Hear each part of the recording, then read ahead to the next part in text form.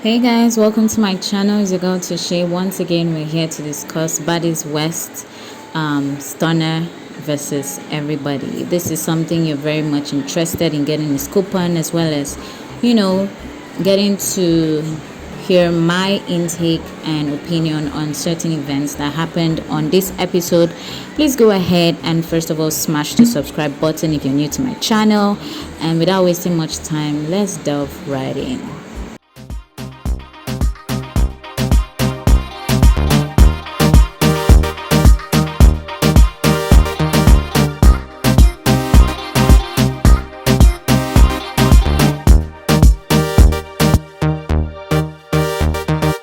Okay, so let's talk about the first scene of this episode, which of course is a fight between Lolondon and Sean.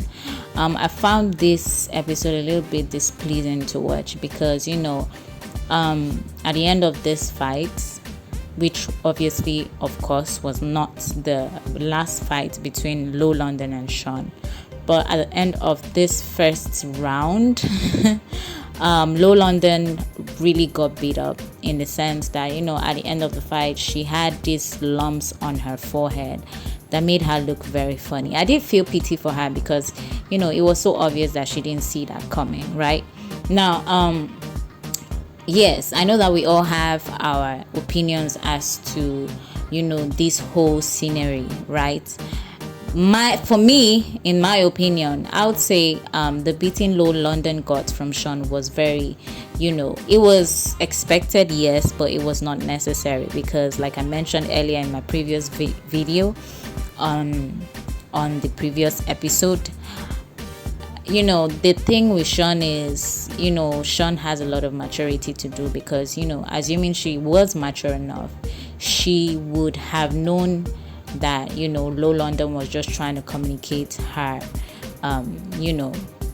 grievances, was just basically trying to communicate what had kind of irritated her about the previous photo shoot. Right now, of course, at the end of the day, Sean had her reasons. She basically voiced out the reason why she got into that fight with Lolondon, but of course this happened at the tail end of this episode and we're definitely going to get to that. But yes, this fight happened, and like I said, it left Lolondon with like 3 or 4 bumps, funny looking bumps on her forehead. It was quite funny, but at the same time, in as much as I really wanted to laugh about it, I did feel a lot of pity for Lolondon. Now let's move over to the background workings. Now, whilst Sean and Lolondon were on this side of the room, Rolly kind of had made her way to locate Stunna and was trying to get across to her. Rolly and Biggie, they both located where Stunna had been isolated, and they were definitely trying so hard to get across, but of course the zoo security didn't let them in, right? And it was a little bit frustrating on both each other's end. I would say more on Rolly's end because Stunna, we all know that Stunna has a very big mouth, and she knows how to say the very things that would irritate you, right? So like, yeah, it was just like a back and forth verbal altercation between Rolly, Biggie, and Stunna, and Rolly really itching so hard to get across to Stunna to whoop that ass. But of course, zoo security were really protecting Stunna. I feel like Stunna should, like, at the end of the day, really thank the zoo security, because if they had let Biggie and Rolly through, it would have been game over. Now let's talk about Lolondon going in for a round 2 beating, which, if you ask me, I felt was very ridiculous, from her or of her, because I'm sure she knew very well that there was no way she could match up with Sean. So like, yes, I understand that if we were to judge who was actually in the wrong, definitely it was Sean. But at the same time, when you also consider, or if she had also considered the fact that she wasn't that much of a fighter, or she wasn't that much of a contester, for Sean, she would have just let it slide and take the beating, right? Take the beating and just move on.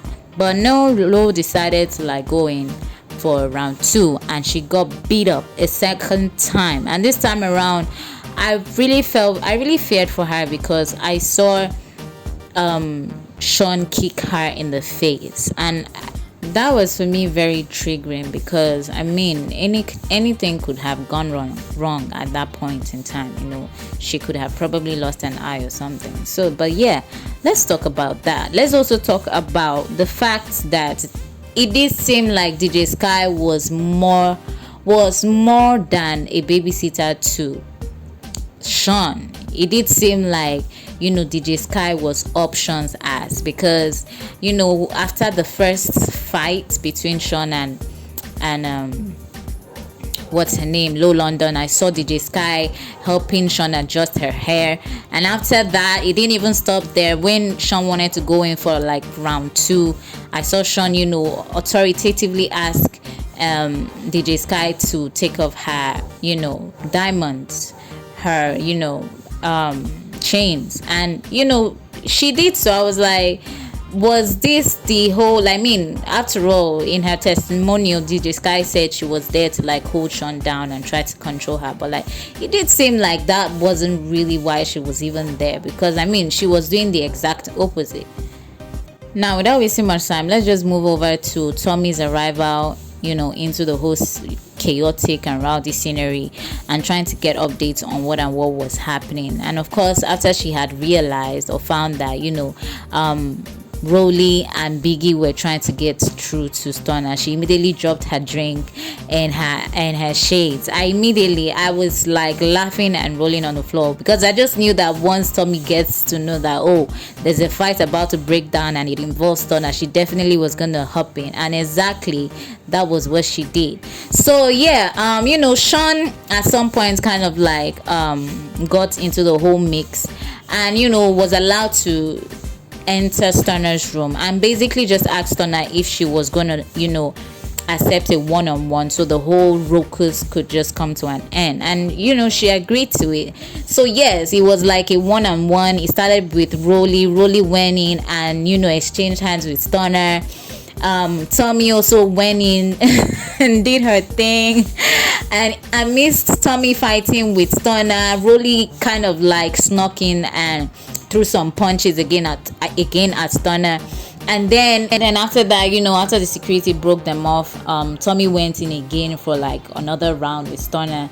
And if you ask me, I was actually living for that moment, because to be honest, I had actually had it with Stunna's sharp mouth and all of that. Like, it was like somebody should just shut her up once and for all, like just let that fight just happen so that everybody would just rest. And eventually did. So I was like, yes, finally. Not like I'm a violent person, but like it was needed anyway. But yeah, that fight happened, and at the end of the day, Stunna was still, very hyperactive. I was like, how do you get yourself beat by 2 people and you are still this sharp-mouthed? Like, I was like, how?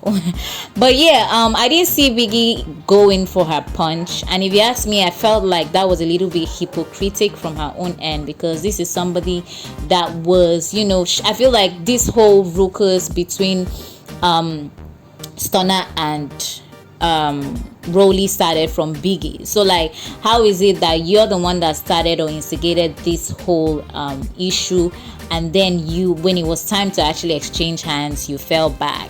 I saw that as very hypocritical and very coward from Biggie. Yes, you guys might want to say she probably is not a fighter. So if you're not a fighter, why do you have like, why is your voice that loud? Why do you always have an opinion on things? If you're not a fighter, you're big but you're not a fighter, you should learn to like mellow down and not necessarily always have to like chip in your opinion, especially when you're going to be disrespectful about it. Because let's be honest, Biggie had opinions, but like her approaches were quite, if you ask me, a little bit disrespectful. Now over to the last scene. This is the scene where the girls are about to leave LA to Vegas, and some kind of ruckus breaks out between Lolondon once again and Sean. Now apparently according to Sky, who was narrating, she said that Lolondon try to sneak up on Sean. But of course, Sean, is always on her game. And I think when I finally got to watch exactly what was happening, it did seem like lolondon just really wanted to have a conversation with Sean, basically. And Sean wasn't having the conversation because lolondon kind of expressed her grievance once again about the fight that happened between herself and Sean, saying that all she was doing was just airing out an opinion, answering a question that was even thrown to her by the same said person that beat her up, right? And basically she was just trying to shed light on exactly what she said, clarify the things she said, and also clarify to Sean that she wasn't even trying to come after Sean and all of that. But like I said, in as much as Lo was ready to hash things out and have a conversation, Sean on the other hand was very indifferent and uninterested. And also, once again, DJ Sky was the one talking for Sean. Now, in DJ Sky's defense, Sean had lost her voice. Yes, Sean had actually lost her voice, but I didn't see that as enough reason for her to still speak on Sean's behalf. Like I said, it did seem like DJ Sky was more than just a babysitter. It did seem like she really was, I don't know, but she was really trying so hard, to be honest. I mean, this is just my opinion, but let me know what you think about that in the comments section. Alright, so let's talk about the last scene of the episode, which is Nally finally stepping in to address the whole issue between lolondon and Sean. Basically, she kind of stepped in or pulled out her EP card and basically was enough was enough, basically telling Sean that in as much as she really with Sean, Lo was somebody that she went back way back with. And I did see some not humble traits from Sean, because I saw her laughing in between and all of that. And there was a part where Sean even stepped up saying that she was the one that brought all of them on. I was like, what?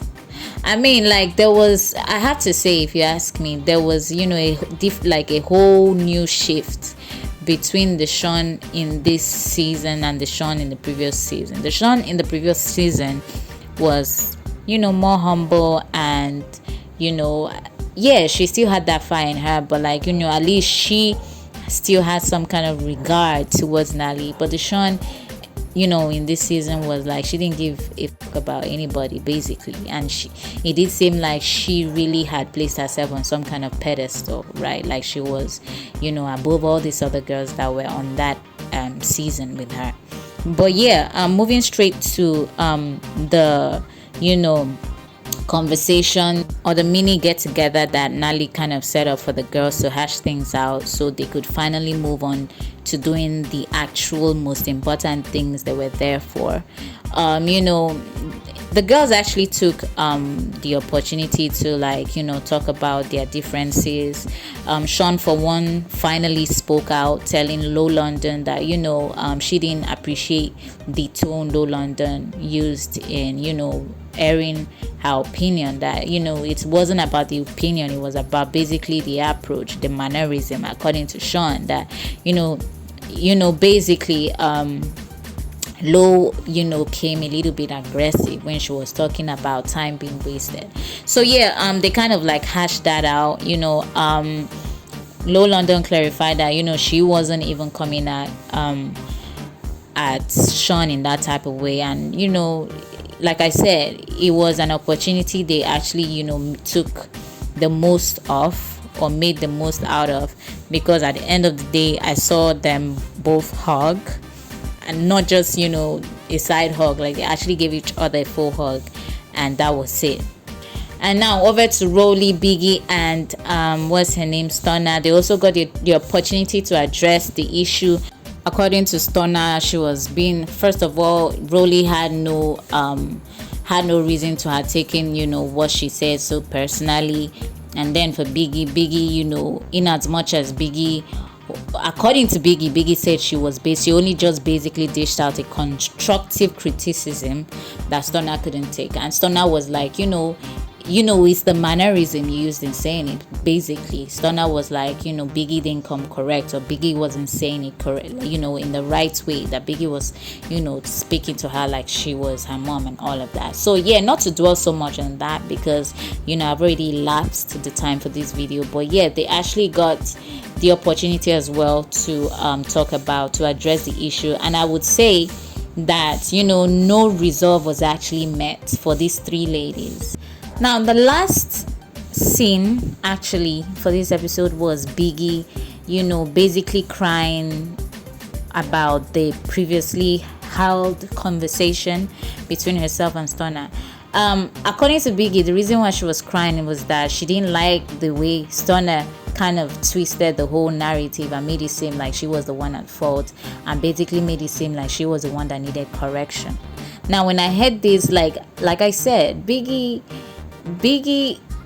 really struck me as someone who is actually trying so hard to fit in, because to be honest, and this is not me trying to be disrespectful or but I'm just gonna be honest. But like I said, or like I was saying, when I heard what she said, or when I heard the reason why she was crying, it didn't really make any sense to me. Like, she had no reason to cry whatsoever, because even as at the point she was crying, she was like, she wants to get the opportunity to beat up Stunna and all of that. And I was like, hello, you had that opportunity like times without number, but you never even took any step. So why is it now when you're but anyway, not to dwell on that, but like I said, Biggie just, to me, really strikes me as someone who is trying so hard to fit in, and is not necessarily a fighter, but is portraying herself as one.